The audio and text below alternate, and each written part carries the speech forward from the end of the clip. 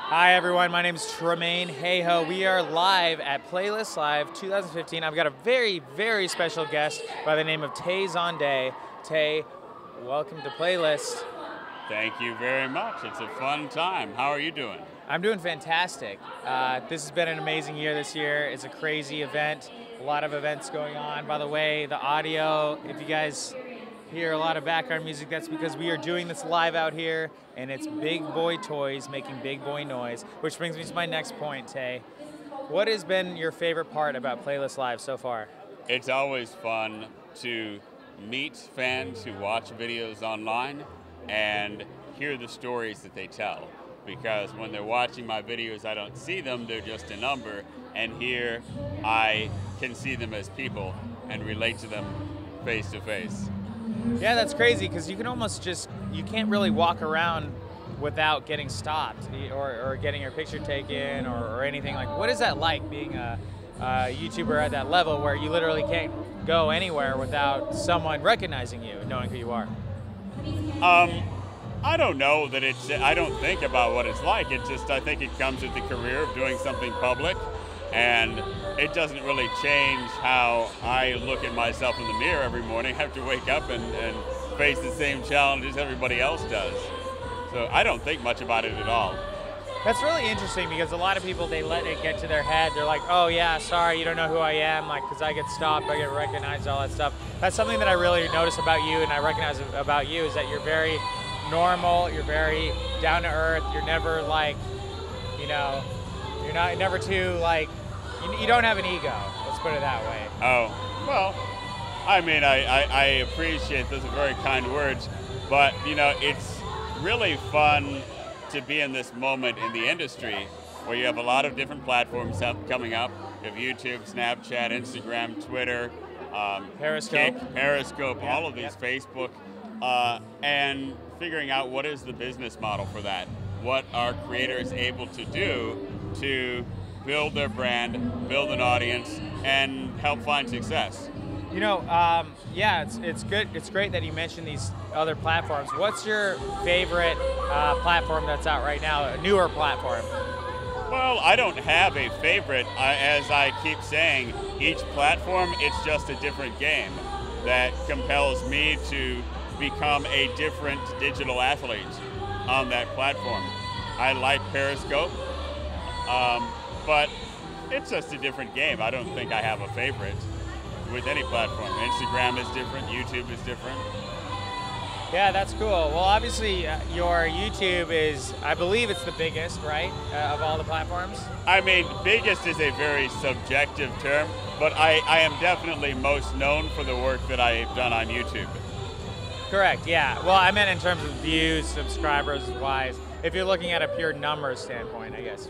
I don't really like the number game. I think that there's a lot of number fetishism in the entertainment industry, and it really kind of blurs into a conversation about talent and aptitude, and that's where I think numbers get dangerous. I think numbers become a dangerous obsession when they replace a discussion about aptitude and talent and ability, and I think that's kind of an identity crisis that's happening with digital media, where metrics are one factor, certainly, in a person's brand, but I think too many times you see where they become the only factor, and investors gamble on those types of projects, and the returns are not always best using that modality.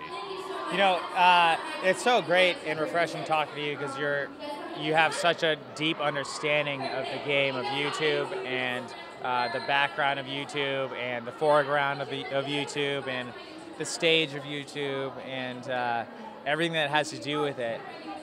What do you say to the people that are, because obviously you broke out on the scene with the one in particular video that we all know, that I don't even have to say, but you continued that success. You weren't just a one-off at all by any means. So how did you take that one like rocket ship to success, and how did you keep that going? I think, because the medium changes so much, YouTube has changed tremendously in the nearly 8 years that I've been a YouTuber.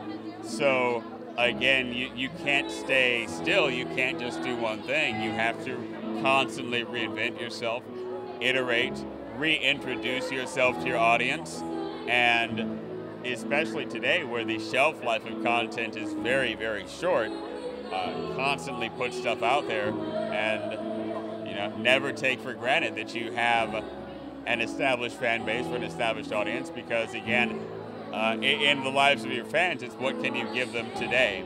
What is your experience today, and what is your experience going to be tomorrow that you provide for them? And I think if you kind of look at it like that baby that constantly has to be nursed or rocked or attended to, then you're in the right mindset to iterate, and you don't know what tomorrow is going to bring. But I think the danger with any level of success is becoming complacent and figuring that, oh, I've done this, so I don't have to do anything more. And no, you really do have to keep hustling and struggling and putting something out there on a daily basis. Yeah, because I think there's a lot of people in the YouTube game especially that they get one video, it goes mega viral, and then you never see them again, and they end up having an attitude, and all these very unfortunate things happen. Or there's the people that are just trying to get those views, or trying to make a video just to get attention, just to do a one-off, try to get a viral hit, that almost as if, like, at least I believe, it's in my best belief set, the more you try to get a viral hit, like, the less likely you're actually going to happen. I believe, like, when it came in with you and the video that you made, were you thinking, like, this is going to be a mega success, like, going in? And well, of course not. Right. Which I believe is why it became a massive success, because you weren't thinking about that, you just wanted to make a song. I mean, for sure, there are videos now that are deliberate viral videos, and I think that's a whole other conversation in terms of, how easy are certain platforms to manipulate now, how easy are certain metrics to inflate, how much validity does that give to creating real value. There was a recent controversy where a top agency signed a top Instagram talent who was an aggregator, not someone who posted his own content, but who aggregated other people's content. And so again, that goes back to the whole discussion I suggested earlier of what are metrics, what do they mean, and where in that soup of the sort of metric fetishism that has taken over the digital content creation industry, do we find validity from talent, ability, and the standard hallmarks that are the basis of casting? Yeah, you said a word that is metrocriticism. So is that talking about the metrics and the validity of these metrics, like what these actually mean? I'm not afraid to ask the questions that I don't understand. If you said metric, what was the word? Metric fetishism? Metric fetishism. Okay. Yes. So people getting obsessed with these metrics and the numbers. Absolutely. Yeah. Does it become addicting? Like, well, and that's always what, the media wants you to talk about that in interviews. They're like, well, how many Twitter followers do you have, or how many video views do you have? And they want to, have that BuzzFeedified SEO optimized headline of, oh, I have 100 million video views, or X million Instagram followers, or whatever it is. And again, at some point, I think metrics become to the extent that is how we are conversant about digital media, then I think that's concerning when it overshadows, again, talent, ability, and just the essential artistic merit of what someone does, which can be independent from that. It's so funny, because especially now when you're talking about casting and everything in the end, and I believe at least the way traditional media is doing it completely wrong is they're literally just looking at the numbers and saying, like, oh, well, they have X amount of followers, so then they're legitimate. But a lot of times what they don't understand is that perhaps half of their followers were bought, half of their followers weren't legitimate, and now they're getting these real deals, these real gigs. Are you suggesting to me that traditional media is not as skeptical as they ought to be about metrics? What? I didn't say anything about that. No, I believe at least that's exactly what it is. I mean, that could be an educated speculation. Yeah, I can't speculate on that. It could be. But you could make an educated speculation on an educated speculation. But you're here at Playlist. Why? Well, that Am is I turning the interview? Is the interviewer becoming the interviewee? I think so. Why are you at Playlist, Tremain? Okay, well, the reason why I'm at Playlist is because I just started a YouTube sub-network under Thunder TV. It's called Hayhoe Studios. Just hit 2.3 million total views across the sub-network. We're a very new network. We're a month old. And this has literally been a dream come true for me because I'm working inside a movie studio, which is 150,000 square feet, 20 sound stages. And if I'm a creator and I want to become somebody, and I need an ally to help point me towards that somebody-ness. Yeah, completely. So I have a deep background in YouTube, and I believe that I have a deep understanding of what YouTubers want and what they need. And a lot of times what they want and what they need is an actual studio space and a support team behind them. If I'm a talent and what I dream of is a successful career as an online creator, how could you help me get towards what I'm dreaming of? Well, what I do with all creators and all talent initially, the first thing that I do as soon as I sign them and start working with them is I have them list off everything they've ever wanted in their life.